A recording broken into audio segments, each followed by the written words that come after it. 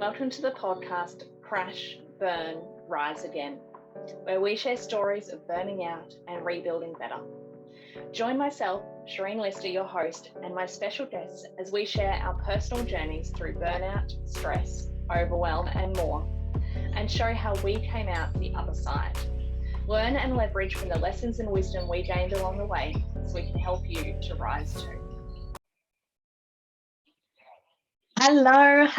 Welcome to episode 6 of the podcast today. Welcome. I hope you are having a fantastic day. I hope you are enjoying the podcast so far. I'd love to hear your feedback on my socials, in my emails, in the platforms. If there's anything that you want more of, you want things differently, any of that.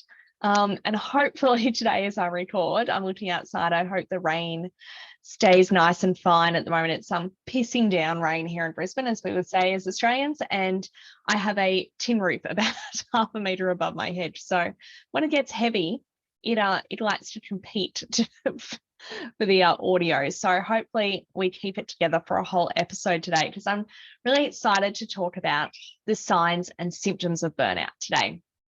And it's a really important one, I think, this episode. And it's really why I started, a huge part of why I started this whole podcast. It was about getting people familiar with what burnout's about, because if we know it, if we see it, we can do something about it sooner. So, I've talked about my journey where it's years before I realized what was going on and made some positive changes in my life. And I really got to a place of rack and ruin before then. And so if I can help you to see things sooner, make changes sooner, particularly at those really early stages where we're not burnt out, but we might be heading down that road, that is my dream. That's what I'm here for. That's what this podcast is about. We share other people's stories and my story to show you, hey, look, you can get through it. Things happen, but we can change and so on, and we can have improvements and we can come out the other side, and here's how. But also, this is what burnout's about. This is what you might be dealing with in it or going into it or anything like that, so that you can really make some positive changes in your life, hopefully way sooner in terms of the trauma on your body than it was for me. So I want to start a little bit with some of the really obvious signs, but I say obvious because they make sense to me and they're obvious because I'm in this industry, but maybe they're not for you. Or maybe you're going, is that burnout? But I'm not really sure, and whatever. And of course, everyone's experience is different. I'm speaking of my experience and of that I've seen in other people. You may be different, and that doesn't make your experiences or symptoms any more or less of value or authenticity than mine. And also remember, I say this without being a medical professional. I'm speaking anecdotally from what I've seen, from what I've experienced, and what I know from my work as a coach. So just my little disclaimer there to start with.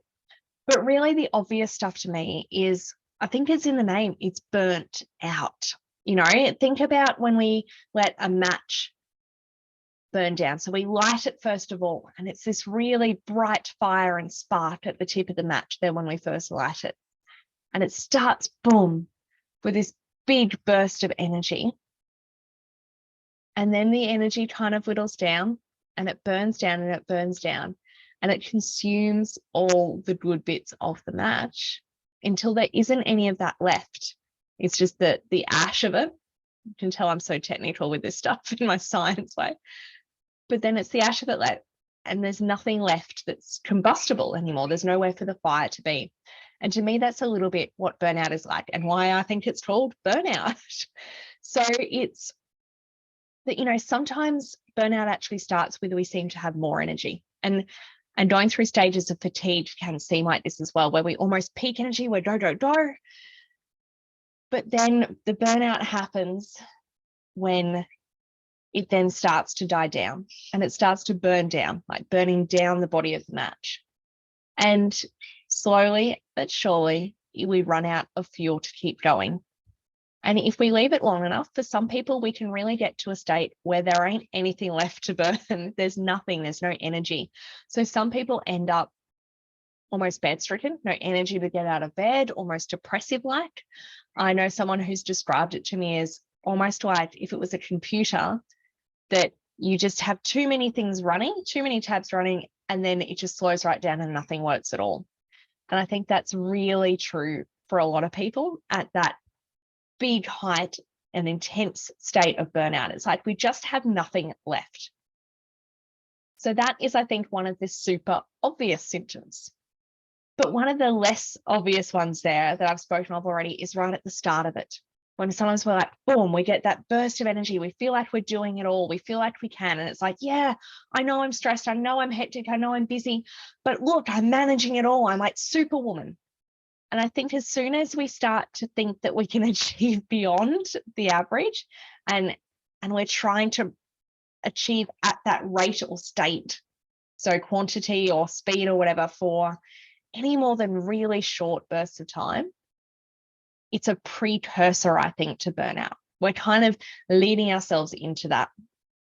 And for me now, as someone who's out the other side, I really lean into noticing those moments. So sometimes I'll have a hectic week and I'll be all like, I don't know what's going on, and I'm managing all these things, but look, I'm And I have to go, whoa, okay, you've been like this for a few days.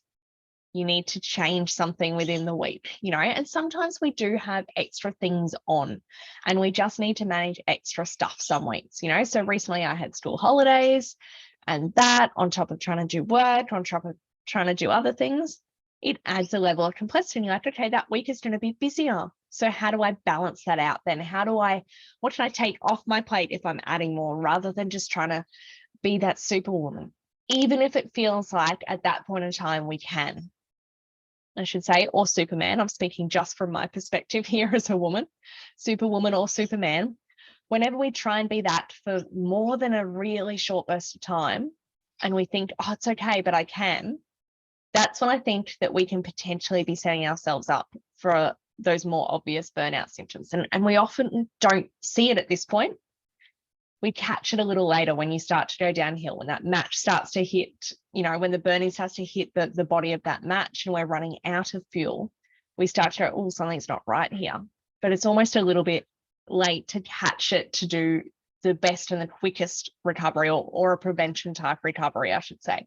Of course, we can recover from any stage of it. We can build ourselves back up, but it's a whole lot easier the earlier that we catch it in that. So I think that's a really interesting one that we don't often see. The other thing is that burnout sometimes can be really hidden. Like stress, like anxiety, like depression, some people can hide it really well. Some minds can hide it really well even. And I say this wholeheartedly as one of those. So I have been super fatigued in my journey. So as you know, if you listened before, I had adrenal fatigue, I have autoimmune disease, I've had low iron, low blood pressure, all those things associated with it, and burnout. So I get really fatigued, but I'm really good at working and people pleasing and pushing. So there would be very few times when I've got to that point where I just can't, for very long anyway. And it's not because my body hasn't needed to rest in those really intense times when I was really unwell. It's just that I'm so practiced at working hard that I would push through. Also, I talk a lot about underlying beliefs of things. I think it took quite a long time for me to unravel the belief that I had to be working, that I had to have head down, that I had to be achieving, to stay safe, to be recognized, to be loved, all those things. So if my mind was making the story that in order to get love and safety, I have to just head down, bum up, work hard, do things for people, it's not going to let me, even through burnout, to rest too much. Yeah, let me just repeat that. It's not going to let me rest even when I'm burnt out. And I think that's really what happened for me. And I think that's what happens for a lot of people. We're in some state of burnout, and I'm not taking away from those people who really feel like, but I was stuck in bed and I just couldn't. It's totally the case. And yours may be more intense than mine was, or it may be that your mind has a different story and it's to a place where, when you crash, you crash. And it lets your body recover quicker, and maybe you don't have some of the prolonged problems that I had health-wise from it, or maybe unfortunately you still do, but each of us are different. And that's what this is about, highlighting that there's a range of experiences. But for me, it's like I never let myself totally get to that point. So it becomes very hidden. That's why I talk about the hidden signs of burnout. But it's really when we've just run out of that fuel. And what that might look like then is that we don't make really good decisions when we have no fuel. So our prefrontal cortex, that is the thinking part of our brain. It's the part of our brain that makes us humans, that makes us different from some other animals. It's the last part that's developed. Yeah, this is the bit that, men don't really get until in their 20s. That's why they say women mature faster. We have it by our mid to late teens usually. It's our thinking, decision-making, logic, structured part of our brain. But it is a finite resource. So we need to refuel our prefrontal cortex to do decision-making, things like that. So that's why we sleep at night and so on. It refuels this, amongst other things. I'm simplifying science here, I know. I'm sorry if anyone's really more thoroughly versed in neuroscience or neurology than I am. I'm not an expert. I know lots of things, but not all the stuff, especially sciencey. But anyway, I digress. So it's things like we may not make great decisions or rash decisions sometimes because we're on the fly. We might start to find that our habits slip, because it's too hard. We've got to let go of something because we're stressed, we're under the pump, we're not coping well. For me, I think in hindsight, one of the things was I had trouble making good decisions. Not I would make bad decisions, I just had trouble making decisions. So I would have to seek external feedback and validation about big decisions. I would have to sit and and ah for hours and hours. And it's only now that I've done lots of work and resolved my burnout amongst other things that I realized that often I can make important decisions a lot more confidently and a lot more easily on my own. And I think that is part of the reason. I have more internal resources in my mind available to me again, which is really cool. And it's also that, we try so hard sometimes to keep these things quiet and to ourselves and give the illusion of function that I think burnout can be hidden like mine was. So as I've said before, it was really about, sort of work was how I got my value and my validation. So I needed to show that I could still do everything well, right? That was such an important thing to me at that point. So I couldn't let that go no matter what sort of thing was my thinking. So I'd have to keep it hidden. And it's funny, I think about 4 years ago, someone in my office said to me, she said, "Oh, how are you doing with things?" I said, a bit under the pump today. And she's like, "Oh, you would be stressed though. Hey, you never get stressed. You never get stressed or anxious. You're amazing." I'd done some work at this point. So it's like, "Oh, thank you. I am pretty amazing. I know." So I'm really validating myself there and giving that to myself, accepting that compliment. But yeah, I am a bit stressed actually this week. I do get stressed. I used to get stressed an awful lot. A couple of years ago, I'd be really anxious and stressed, and most of the time was quite fatigued and barely coping. And she was flabbergasted. She was like, "What do you mean? I can't believe that. I never would have picked that about you. You have never seemed stressed and unable to cope with things to me at all." And this is a woman I'd worked with for about 2 years, at this point, and she'd never seen that in me. And it's really interesting how what we project and what we cover up, what we don't project to seemingly protect ourselves sometimes. When I feel if I had just let people know sometimes and taken some stuff off my plate, because I used to just say, yeah, put more on to people. And it was getting me really burnt out.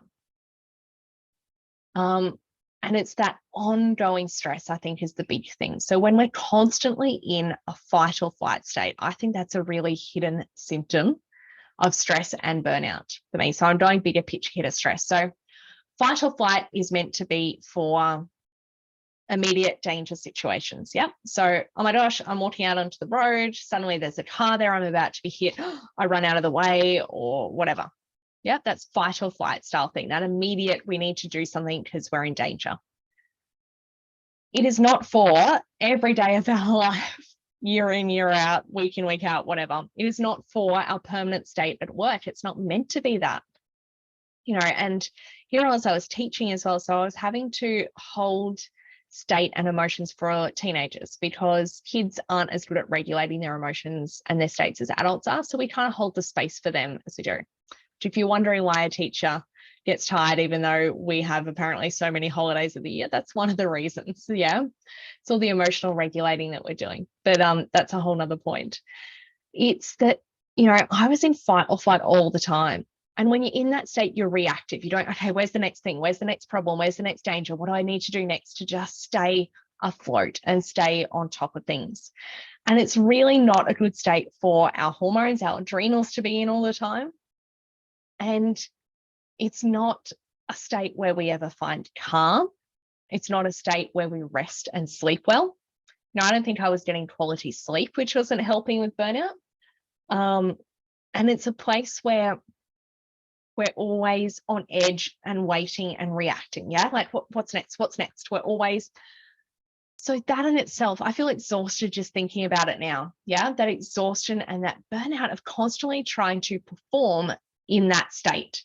So I was trying to produce great lessons. I was trying to be at meetings and write assessments and all sorts of things in this heightened fight or flight state.